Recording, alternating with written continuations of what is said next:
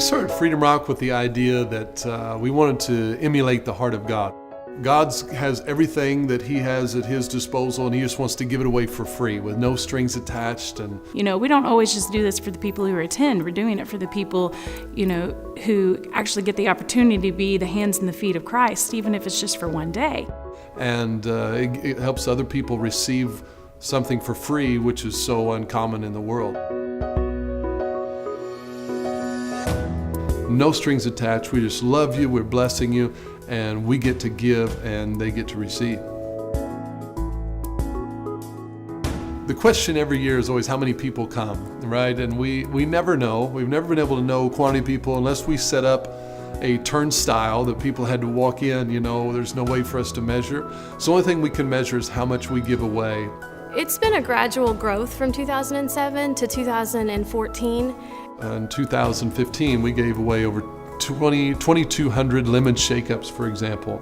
We had over 325 pounds of crawfish that was eaten, 1,700 pork tenderloins, and had several hundred pounds of slabs of ribs. I think it's 1,500 corn dogs and 750 ice cream cones. And so we just measure the quantity and keep trying to up that because more people are coming, and when more people come, we've got to give more away, and people definitely come for free food.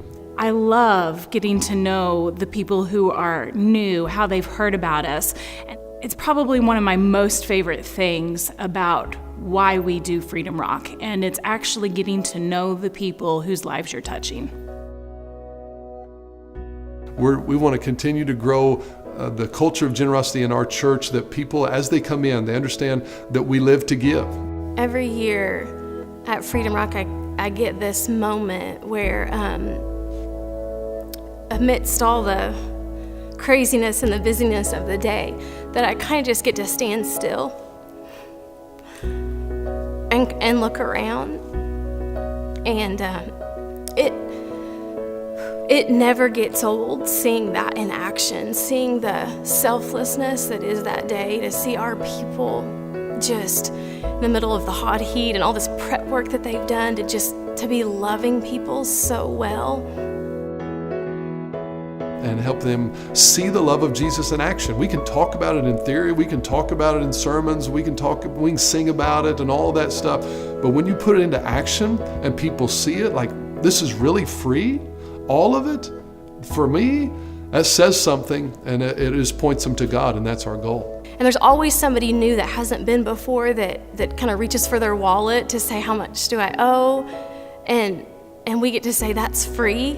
And just the look on their face, the surprise that they have that doesn't get old.